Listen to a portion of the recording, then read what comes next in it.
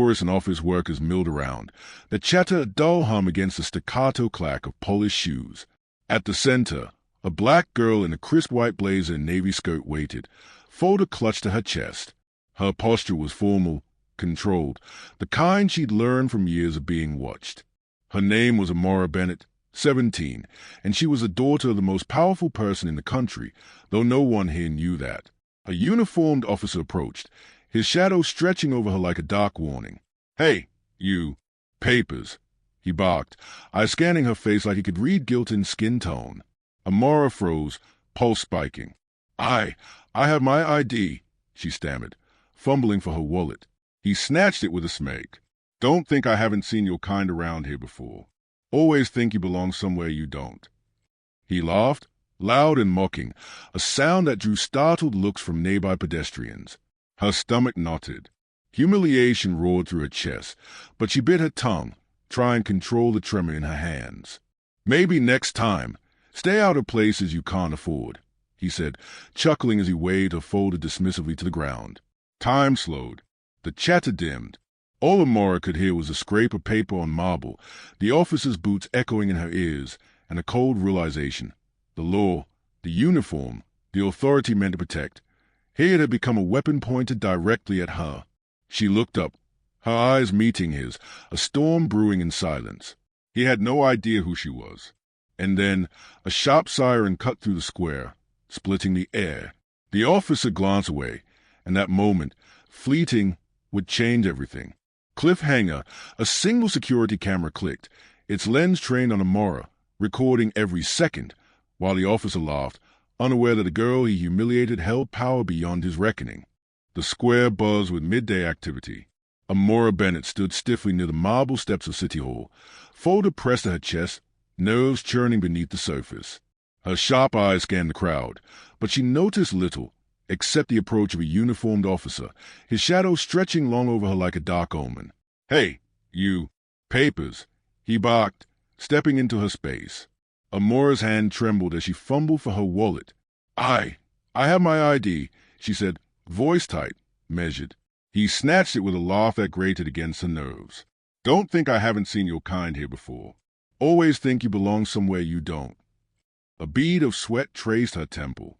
She held her posture, forcing calm into her chest. Around them, bystanders paused, but no one stepped forward. Their silence was a weight pressing down on her. "You're causing a scene," he continued, scanning her folders. "Maybe next time, stay out of places you can't afford." He dropped her papers onto the ground with a sharp flick of his wrist, as if swatting away a nuisance. Amora's fingers clenched around the strap of her bag. Her pulse thundered in her ears. The laughter of the officer echoed in the square, punctuated by the scrape of her folder across marble. Each moment carved humiliation deeper into her bones. "Sir, please," she tried again, softer this time. "I haven't done anything wrong." He leaned closer, tone condescending. "That's just what they all say." The wordless tension thickened, punctuated only by the shuffle of nearby tourists and the distant cry of a street vendor hawking sandwiches. Amora could feel the heat of 100 unseen eyes, some curious, some approving, some indifferent. She dropped to one knee to gather her scattered documents, keeping her face neutral, controlled. Her hands shook as she stacked the folders, straightening them carefully. "You gonna cry? Or you just gonna stand there?" the officer taunted, not realizing the fire he had sparked. Amora stood slowly, folder clutched like armor. Her gaze met his squarely. She said nothing. Silence became a defiance. Then, from the corner of the square, a siren blared. The officer turned instinctively toward the sound, momentarily distracted. Amora froze. A security camera above them clicked, capturing every second, recording a story the officer had no idea he was writing. For the first time, the balance of power shifted, imperceptibly, yet irreversibly. The officer laughed once more, unaware that the girl he mocked carried the weight of authority beyond his imagination. Her eyes never left him. Time stretched, taut and electric. The square seemed to hold its breath. A single thought sharpened in her mind. This wasn't over. Not by a long shot. The door to the Bennett residence closed with a soft click, muffling the distant city noise. Amora leaned against it for a moment, pressing her forehead to the cool wood, letting herself exhale in a shuddering release. Her hands still trembled from the encounter outside City Hall. No one should have treated her that way. No one. Amora. Her mother's voice called from the kitchen, calm but precise. Dinner is almost ready. Did you have a long day at school? She swallowed, smoothing her skate. Yes, Mother, she said, voice steady. She didn't mention the officer, the mocking laughter, the way her papers had scraped across marble under his contemptuous gaze. Not yet. In the living room, her father, the president, sat reviewing a stack of briefings, his brow furrowed in concentration. A low hum of classical music filled the space, the tension of their household a contrast to the chaos outside.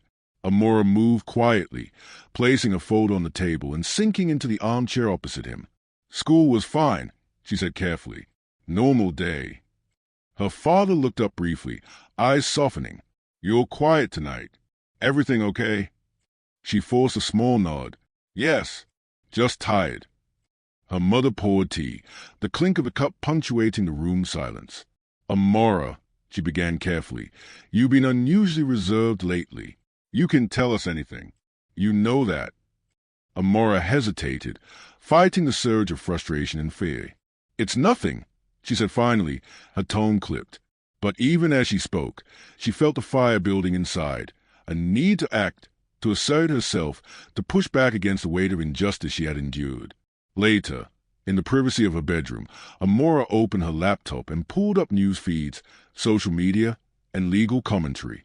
The incident in the square replayed in her mind, each detail sharp, the officer's mocking tone, the bystander's hesitation, the shuffle of her papers.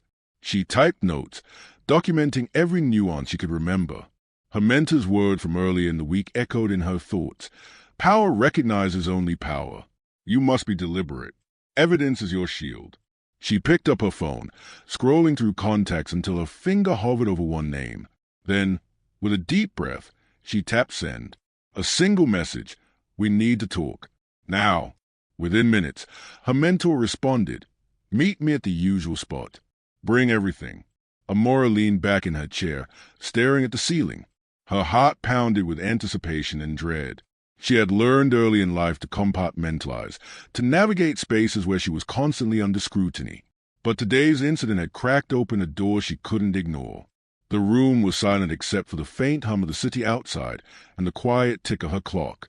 She felt the weight of her secret, the knowledge that revealing it, her father's identity, could shift everything. The officer did not know who she was. The city did not know. And yet, she sensed the moment had come when inaction was no longer an option. Her resolve solidified. She would not remain a passive victim. The officer had underestimated her, underestimated the reach, the influence, and the sharpness of someone accustomed to scrutiny and strategy. She would act, but carefully, strategically, with precision. Amora packed a small bag, gathering her notes, her phone, and her camera. Every item was a tool, every action a calculated step toward reclaiming her dignity. The humiliation she had endured was not erased, but it would be transformed into leverage, into a path that exposed bias and held power accountable. Before leaving her room, she glanced in the mirror. Her reflection stared back at her, a girl balancing fear and defiance, anger and poise.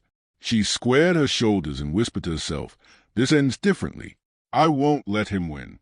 The soft click of a bedroom door behind her echoed like a promise. Outside, the city pulsed, unaware of the reckoning that had quietly begun. The cafe was quiet, almost intentionally so, tucked into a side street where the noise of the city dulled to a distant hum. Amora slid into the corner booth, her bag and folder pressed tightly against the side. Her mentor, a woman in her 40s with sharp eyes and a calm presence, sipped her coffee as though she had been expecting this exact moment. "You look tense," the mentor said, setting her cup down with deliberate care. Amora exhaled, hands tightening around the folder. "You wouldn't believe what happened today. He humiliated me in front of everyone. Just laughed, and no one said a word." Her mentor's expression hardened, but her voice remained calm. "I believe you, and I know exactly the kind of officer you're describing. He is not unusual. He is protected by systems that prefer silence over accountability." Amora leaned in. But what can I do? No one listens, no one acts, and I can't just scream about it. The city will see it as an overreaction. And what if he retaliates? Her mentor leaned closer, eyes scanning the cafe as if assessing whether they were being overheard. You document, you gather witnesses, you collect proof, and you move strategically. There's a network, people like us, who know how these situations escalate and how to navigate the channels of power without endangering yourself unnecessarily. Amora felt a mix of relief and apprehension. The word network suggested possibility, but also implied risk. Where do I start? She asked, voice tight with focus. Observation, her mentor said, picking up her pen and tapping it against a notebook. You know the officer's routines, who he interacts with, who might witness his behavior. Record interactions discreetly. Note patterns, timing, reactions. Every microaggression is a piece of evidence.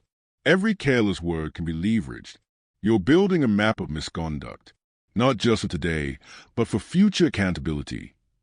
Amora nodded slowly, absorbing every instruction. She had lived in the shadow of expectation and scrutiny her whole life, but now those lessons became tools. Fear was still there, a loathsome, but purpose began to sharpen it into focus. And the mentor continued, lowering her voice, don't underestimate the power of allies. You'll need people who understand the stakes, who can corroborate your experience. They exist, but finding them requires patience and trust. Amora pulled a small notebook from her bag, scribbling notes in neat, precise lines. Each instruction was a lifeline.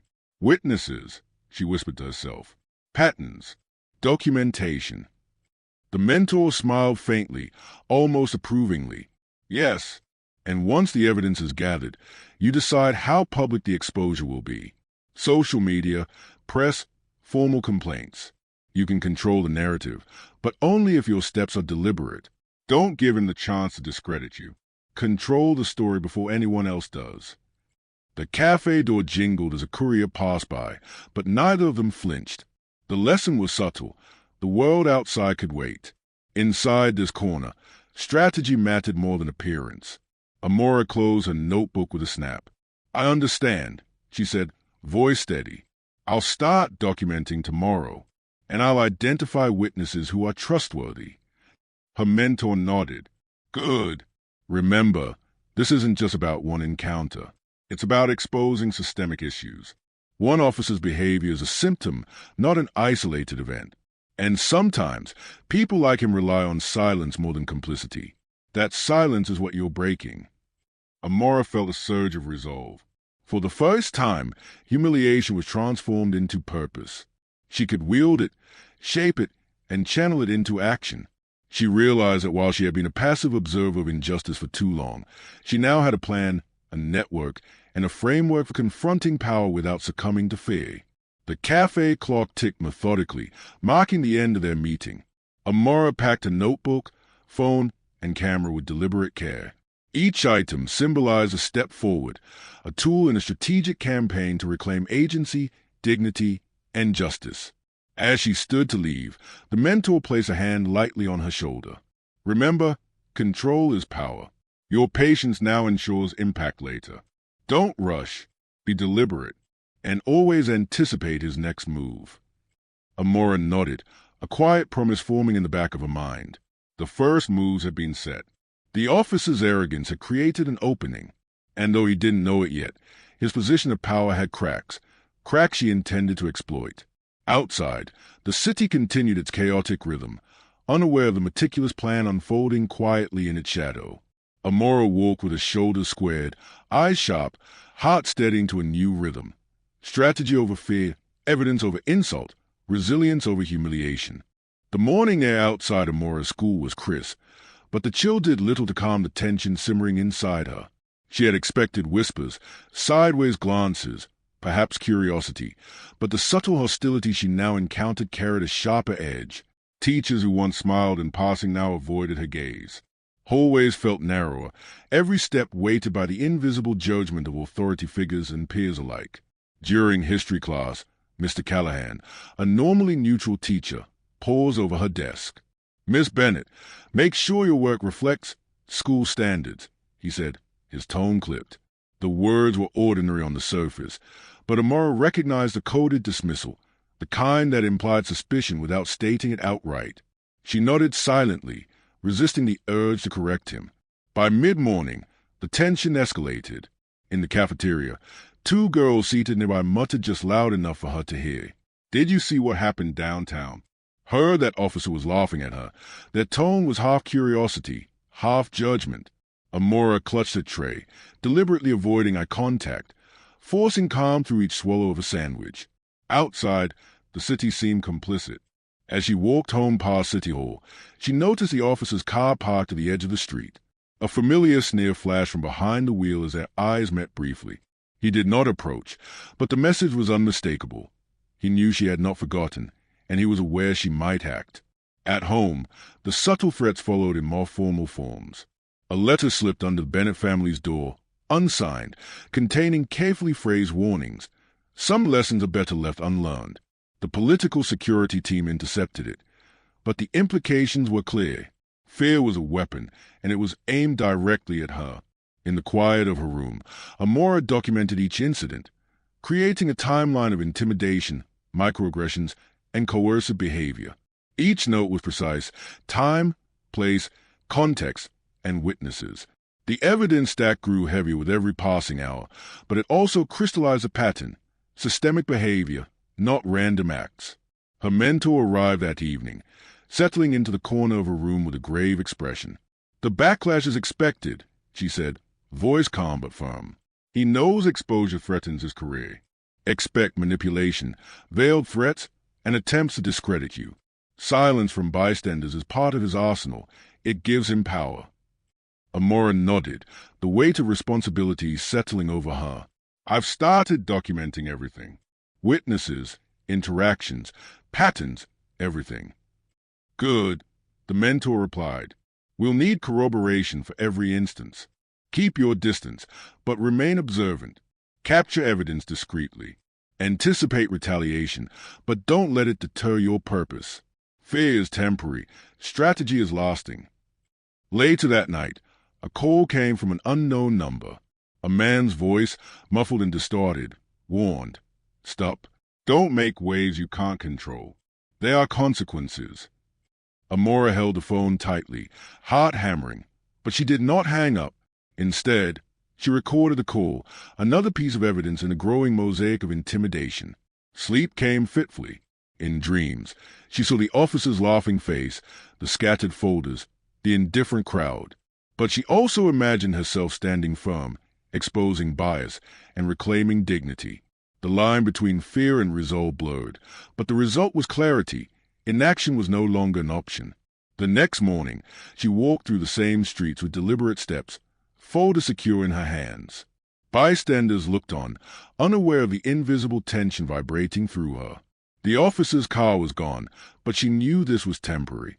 Each interaction, each threat, each subtle pushback would now serve as a documented trajectory, a record of abuse and systemic injustice. Amora met her mentor later in the afternoon in a quiet park. "Every threat, every whisper, every avoidance counts," the mentor said. "We're mapping the network of intimidation. These aren't isolated incidents. They are proof of patterns. Each one strengthens your case." Amora nodded, feeling the dual weight of fear and determination. The city was complicit, the officer emboldened, and yet she was not powerless. Carefully, methodically, she began building the scaffolding that would hold the truth, documented evidence, witness testimony, and her own unwavering presence. That evening, as the city lights flickered on, she reviewed her notes once more. The officer's arrogance had created opportunities, not barriers.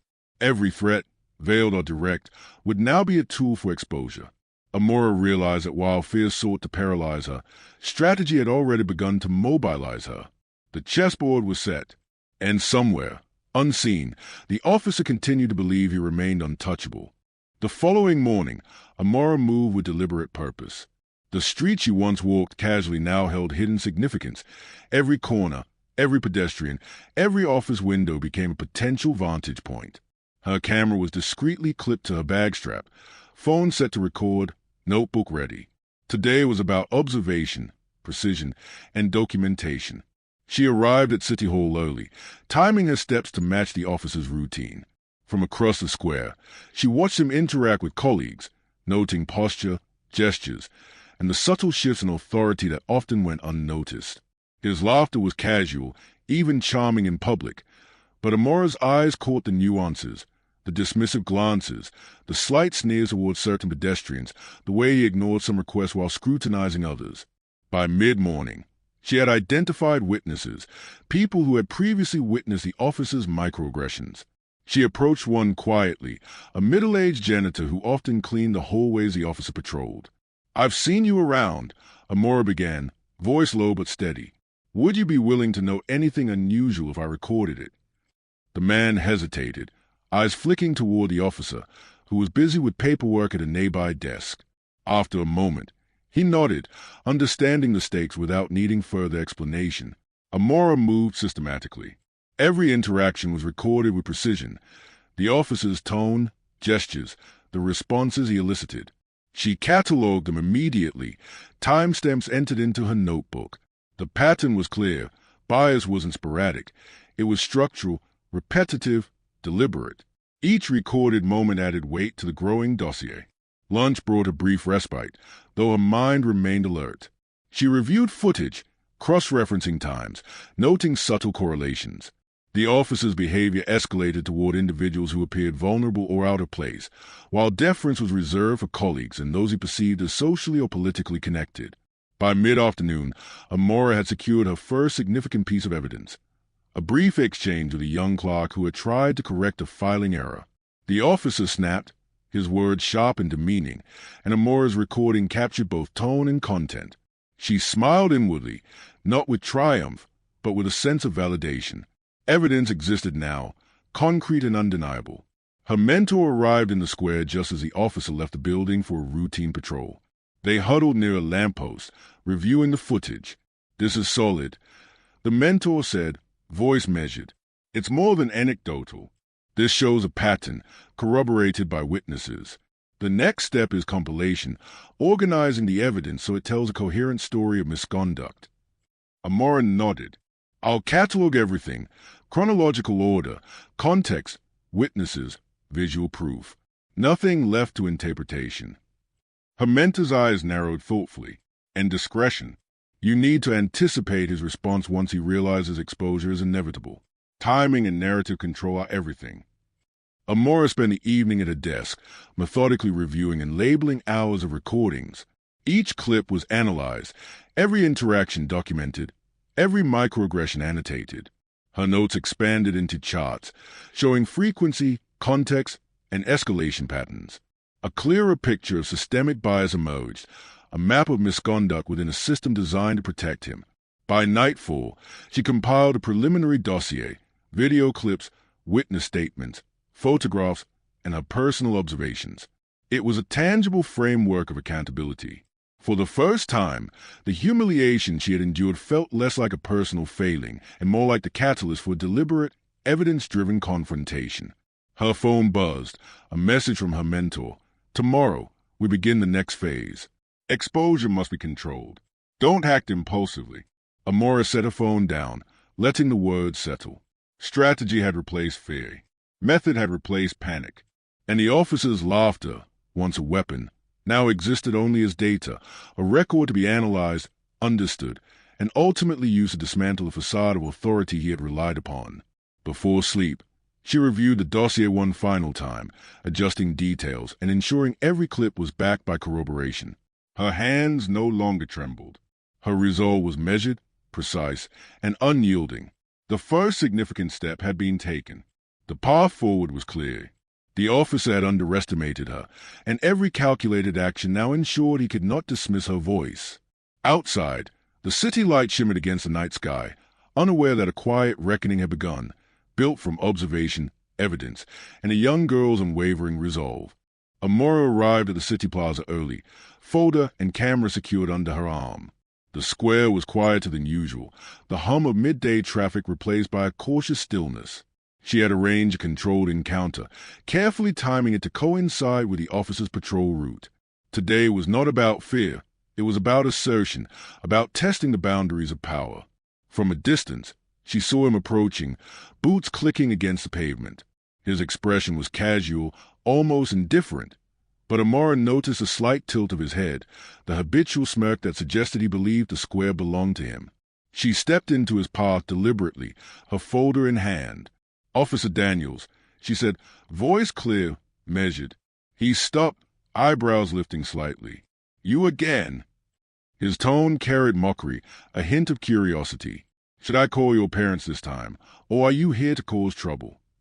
Amara's gaze did not waver. "I'm here to speak about your conduct," she said. The words hung in the air, deliberate, unflinching. Passers-by slowed, their attention drawn by the tension between the two figures. Daniels laughed, a short, sharp sound. "Conduct? What conduct? I'm just doing my job." "Harassing civilians isn't part of your job description," Amara said firmly. She reached for her camera and subtly began recording. "Mocking, intimidating, and humiliating people based on appearance. Is that also acceptable?" His smile faltered slightly, a twitch at the corner of his mouth. The laughter that had previously echoed through the square no longer found its rhythm. For the first time, someone confronted him directly, unflinching, unafraid. "You've got a lot of nerve," he muttered, scanning the small gathering crowd. "Do you know who I am? Do you even know what you're doing?" Amara kept her voice even.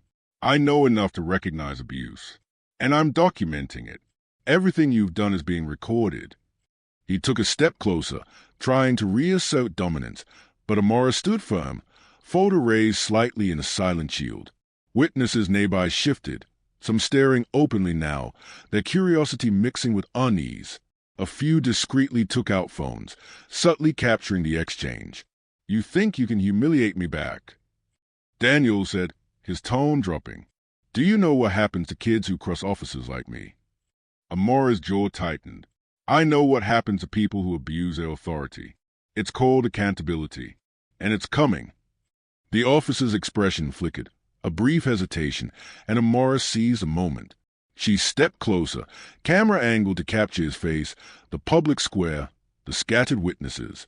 "People are watching now. You don't get to hide behind a uniform anymore." The murmurs of bystanders grew, a ripple of awareness spreading. Daniels looked around, sensing the shift. His usual confidence wavered. For the first time, his authority felt challenged, not by one isolated complaint, but by evidence, witnesses, and the realization that someone had meticulously documented his actions. Amara's mentor arrived silently, standing at the edge of the crowd, observing. No intervention, only presence, a silent reinforcement of support and strategy. The officer's gaze flicked to her, and for the first time, he hesitated in his performative stance of control. "You think this little stunt will change anything?" he snapped, voice raised now, edging toward panic. Amara didn't flinch. "I think it will show the truth. That's all I need." The square felt suspended in tension, every step, gesture, and word charged with consequence. People whispered, some recording, others watching silently, all bearing witness. Daniel's laughter, once a weapon, had become brittle, hollow, a facade cracking under the weight of observation. Amara closed her folder with a decisive snap. "This ends when your behavior is recognized for what it is. Harassment, intimidation, abuse of power." Her words were firm, resonant, leaving no room for misinterpretation. The officer's face paled slightly, the public scrutiny pressing in. He knew the recordings existed. He saw the witnesses. And for the first time, he felt the precariousness of his position. As he stepped back, trying to regain composure, a nearby pedestrian whispered to a companion, "I think she's serious. Look at her." Amara felt a quiet surge of resolve. The confrontation was not complete, but the power dynamic had shifted. The officer had underestimated her, and that miscalculation would shape the events to come. The siren of an approaching patrol vehicle drew his attention briefly. He looked at Amara one last time, anger and uncertainty warring in his expression, then turned and walked away, his stride tense, no longer effortless. Amara exhaled slowly, eyes still on him, heart steady. The first public assertion of her agency had been made. The encounter was over, but the ripple effects, the evidence, the witnesses, the disruption of assumed control would continue. She turned to her mentor, who nodded, approving but silent. They had struck the first deliberate blow. Strategy, patience, and observation had created cracks in a seemingly impenetrable facade. The confrontation had shifted the narrative, and the next phase would be even more decisive. The morning sun spilled over the city skyline, glinting off glass buildings and the polished marble of City Hall. Amora sat in a small conference room, laptop open, evidence meticulously organized in digital folders. Every video clip, witness statement, and photograph had been cross-referenced, timestamps verified, context noted. This was no impulsive act. It was a calculated presentation of truth. Her mentor stood nearby, quietly reviewing a printed timeline of interactions. "Once this goes public, there's no turning back," she said. "The narrative must be controlled, precise, factual. Emotions matter, but proof is paramount." Amora nodded, hands hovering over the keyboard. The first step will be a press conference, carefully orchestrated, with select media invited. A few trusted journalists, brief in advance, would witness the evidence firsthand. Then the information will be disseminated through verified social channels, leaving no room for distortion. By midday, the room was set. Cameras lined the walls, microphones poised, reporters murmuring among themselves. The atmosphere was tense, expectant. Amora stepped to the podium, her folder at her side, heart steady.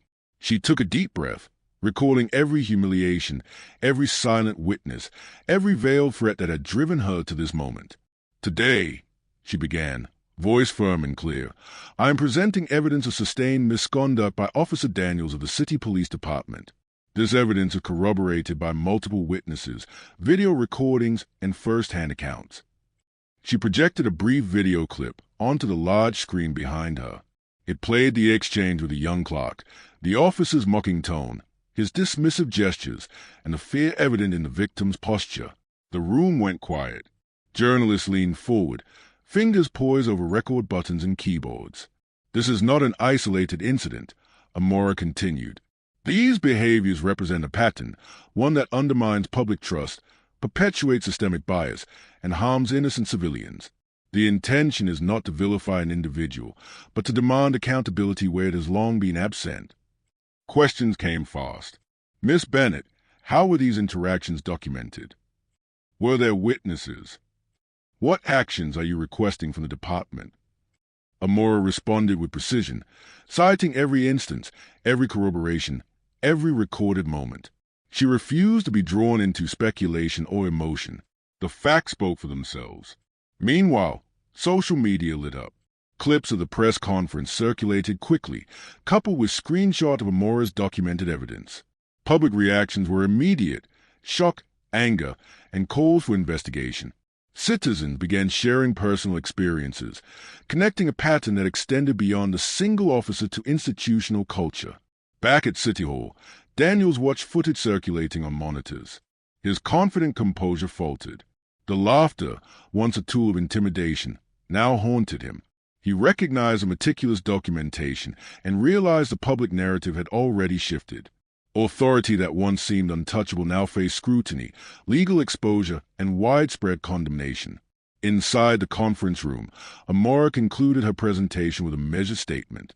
"This is an opportunity for the department to act with integrity, to acknowledge misconduct, and to implement reforms that prevent further abuse of power. Accountability is not optional, it is essential for justice." Reporters asked one final question: "Are you concerned about personal retaliation?" Amora's gaze swept the room, steady and unwavering. "Fear has never dictated my actions. Accuracy, evidence, and responsibility guide them. I will not be silenced." After the press conference, journalists crowded around her, recording interviews, taking notes, and asking follow-up questions.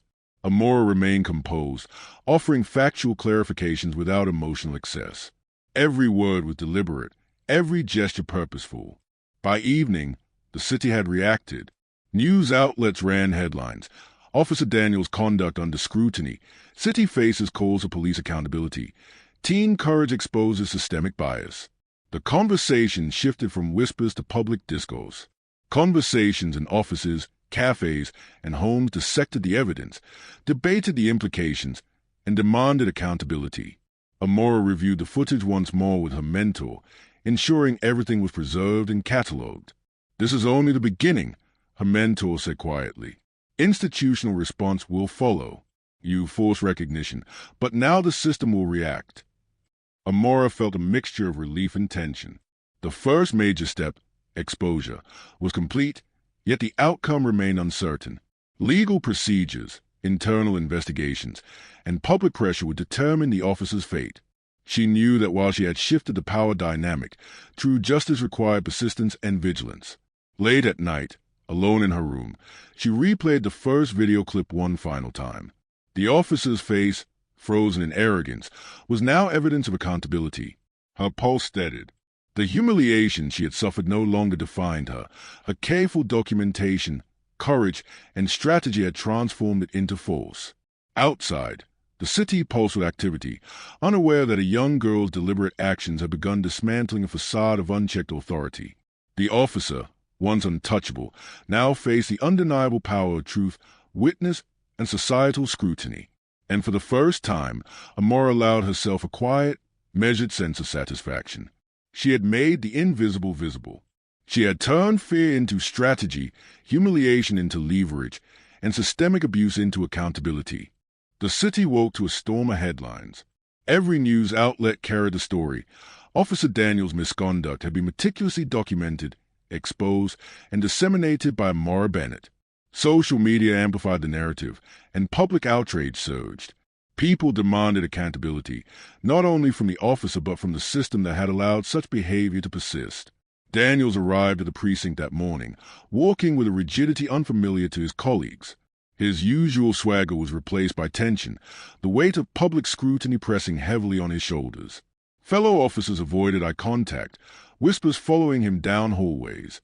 Authority, once assumed, had become a fragile illusion.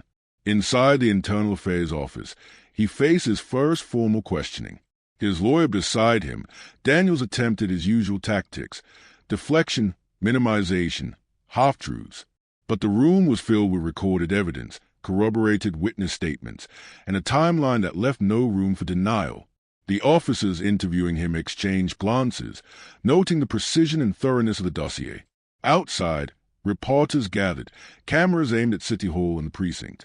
The pressure was relentless. Amora's exposure had created a chain reaction. The public demanded action, and the department could not ignore it. Meanwhile, Amora and her mentor reviewed the next steps in a quiet cafe. Internal investigation, administrative hearings, possible legal action. Her mentor said, "The system moves slowly, but the momentum is on your side.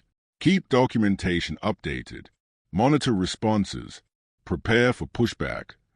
Amora nodded, her mind sharp and methodical. She had anticipated retaliation, subtle, bureaucratic, legal, but she was ready. Fear had no place in this phase. Only strategy, precision, and unwavering resolve mattered.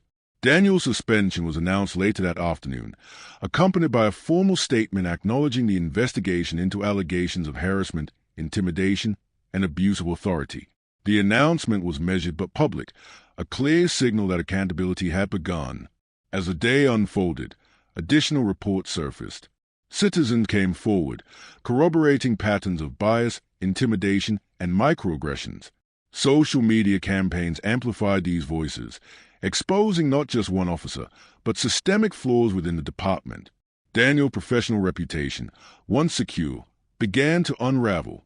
The courtroom and administrative hearings followed in rapid succession. Daniels attempted to defend himself, citing procedural justifications, misunderstandings, and isolated incidents. But the evidence was overwhelming. Videos, witnesses, timelines, and corroborated accounts created an airtight narrative. Dialogue in the hearings was charged, accusation met deflection, denial met factual counterpoints. Each rebuttal chipped away at the illusion of authority Daniels had maintained. Amora watched from a controlled distance, her presence silent but impactful. She had anticipated every move, documented every interaction, and now the truth she had painstakingly compiled dictated the pace of events. The officer's downfall was not instantaneous, but it was inevitable. Even as accountability took hold, Amora felt the cost. The constant vigilance, the documentation, the confrontation, it had taken an emotional toll. Sleep was irregular, and tension lingered like a shadow. Yet, amidst the fatigue, a deep sense of purpose anchored her. The city had witnessed a shift in power, and systemic bias had been challenged openly.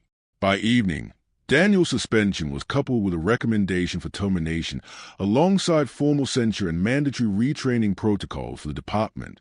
The message was clear. Misconduct would not be tolerated, and evidence, courage, and strategy could override entrenched power. In the quiet of her room that night, Amora reflected on the events. Humiliation and fear had been transformed into leverage.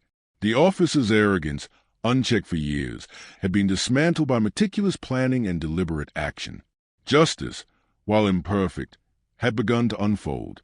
Her mentor's words echoed softly. Momentum favors those who prepare, who anticipate, who act deliberately. Amora realized the truth of that statement now, internalizing it not as guidance, but as a principle she would carry forward. The city outside pulsed with activity, unaware of the delicate balance of power that had shifted in a quiet office, a conference room, and a small corner of a cafe.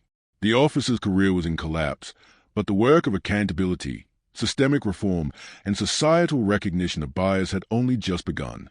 Amora's reflection was bittersweet. Victory had been achieved, yet the memory of public humiliation, subtle threats, and social complicity remained vivid. She understood that justice was not instantaneous, nor was it entirely satisfying. There were emotional costs, lingering trauma, and ongoing vigilance required. Still, she allowed herself a measured moment of acknowledgement.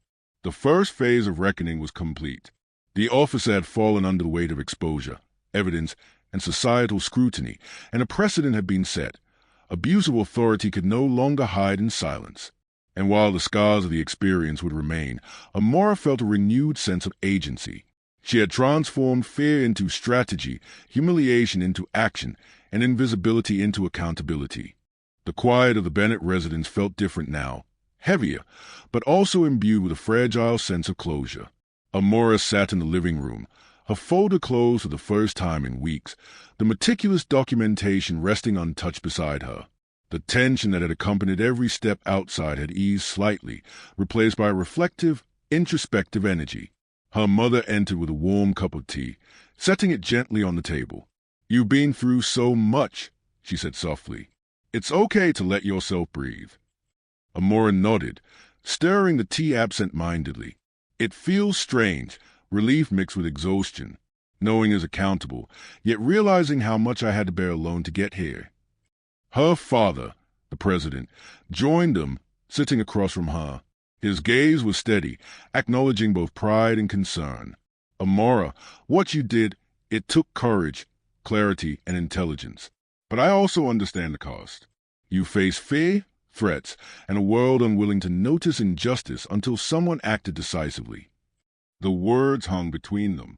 Amora sipped her tea, feeling warmth seep into her chest, not just from the liquid, but from the acknowledgement of her struggle.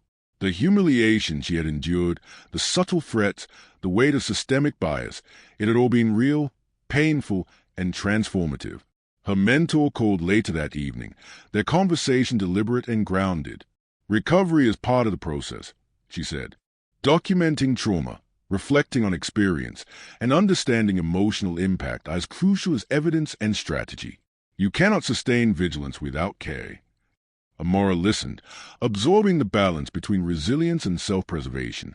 For weeks, every waking thought had revolved around strategy, evidence, and anticipation. Now, reflection required patience, honesty, and vulnerability. She walked to her bedroom, opening the window to the city beyond. The streets buzzed with life, indifferent to her journey, yet each person represented potential awareness, accountability, or complicity. She allowed herself a moment to sit with memory, the officers' mocking laughter, the indifference of bystanders, the thrill and fear of confrontation, the meticulous hours of documentation. Each memory, sharp and vivid, reminded her of the cost of courage. Her mentor had suggested journaling, transforming emotional turbulence into clarity. Amora picked up a notebook, pen poised, and began writing. Words flowed unrestrained. Fear, anger, strategy, triumph, doubt. Each sentence mapped the emotional journey she had undertaken, carving space for reflection alongside action. Later, she reviewed messages from witnesses who had come forward during the exposure phase. Many expressed gratitude, relief, or solidarity. Others reflected fear, lingering tension, and the difficulty of speaking truth in systems that protect authority.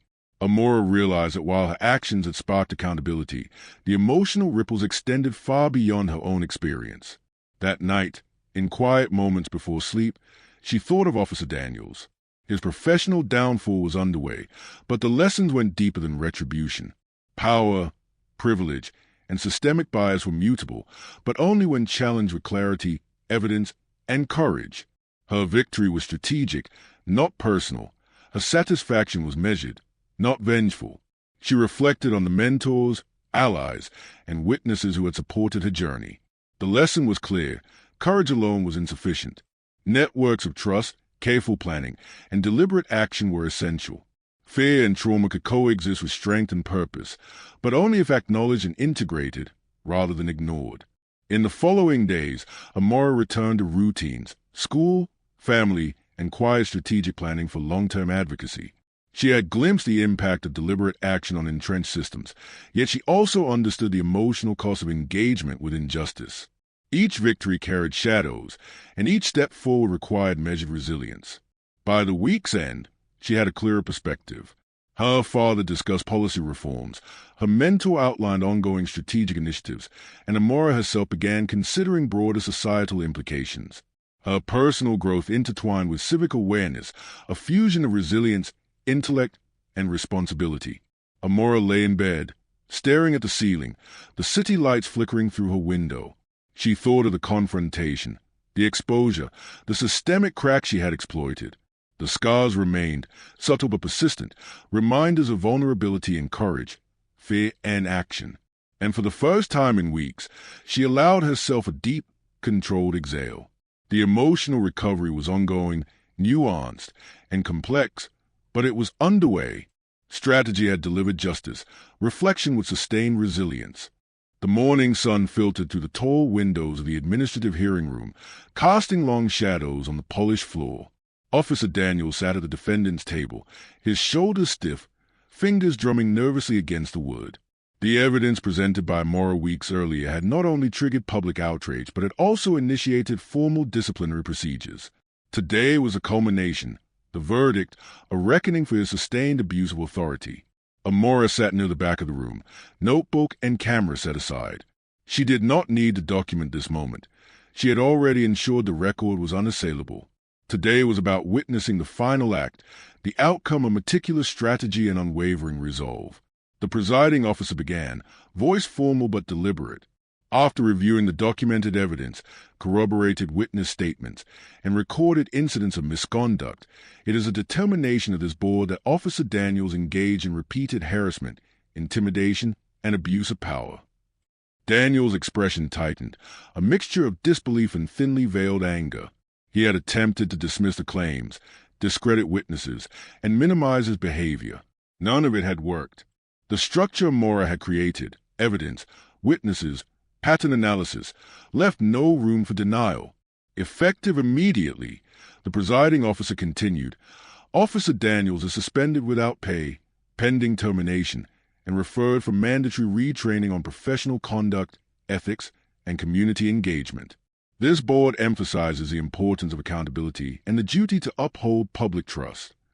A silence settled over the room, heavy but final. The public and media presence outside had amplified the stakes, and now the repercussions were concrete. Daniels lowered his gaze, realizing the collapse of the authority he had assumed was irreversible. After the proceedings, Amora left quietly, walking with measured steps. The city hummed around her, streets alive with everyday motion, yet she carried within her the knowledge that institutional injustice had been confronted and challenged. Her actions had initiated not only personal accountability for Daniels, but had also sparked broader conversations about systemic bias, authority, and societal responsibility. Her mentor met her outside, a faint smile acknowledging both relief and recognition. "It's done," she said quietly. "Your strategy, persistence, and clarity have ensured that accountability is not optional. This is justice." Amora nodded, processing the culmination of weeks of fear, planning, and meticulous action. The humiliation she had endured, the threats, the microaggressions, all had been transformed into evidence and leverage, creating a framework for systemic recognition of misconduct. That evening, the Bennett residence was calm. Her parents spoke softly about the impact of her actions, not just on Officer Daniels, but on public perception and civic responsibility. "You've shown that courage and intelligence can create tangible change," her father said. "But remember, accountability carries weight. It is never without consequence or emotional cost." Amora reflected on the journey. Each step, documentation, confrontation, exposure, had required vigilance, emotional control, and strategic thinking. Fear had been constant, yet it had been harnessed rather than allowing it to dictate action. She realized that true justice is never instantaneous. It is deliberate, sustained, and often complex. Over the following weeks, Daniels faced additional disciplinary proceedings. Public scrutiny intensified as journalists revisited his previous conduct, connecting it to wider patterns within the department. Colleagues who had previously tolerated or ignored his behavior were forced to reckon with their complicity. The ripple effect of accountability extended far beyond one officer's career. Amora continued her work quietly. She refined documentation techniques, maintained connections with witnesses, and consulted with a mentor on broader initiatives for community advocacy and systemic reform. While the immediate threat had passed, the principles she had employed, precision, observation, and strategic action, would guide her future interventions in social and institutional justice. In moments of reflection, she acknowledged the emotional toll. The tension, vigilance, and confrontation had left scars. But alongside these remnants of stress came resilience, clarity, and a deep understanding of the interplay between power, evidence, and moral responsibility. Her courage had catalyzed change, yet she remained aware that the struggle for justice was ongoing, requiring constant awareness and deliberate action. The city, oblivious to the quiet transformation that had occurred in the halls of authority, pulsed on. Yet for Amora, the landscape had shifted irreversibly. The arrogance of unchecked power had been challenged, systemic bias exposed, and personal agency asserted. The officer's downfall was a marker, not just of personal justice, but of the capacity for evidence-based accountability to influence institutional structures. As night fell, Amora stood by her window, gazing at the city lights flickering against the dark sky. The journey had been arduous, fraught with fear, humiliation, and uncertainty. Yet, through deliberate strategy, careful observation, and unwavering resolve, she had transformed vulnerability into action, invisibility into exposure, and injustice into accountability. She allowed herself a quiet exhale, the weight of weeks of tension lifting. The officer had faced the consequences of his actions. The city had witnessed a confrontation with systemic abuse. And for Amora, the culmination of courage, strategy, and perseverance had achieved its intended result. Justice had been served, and a precedent set.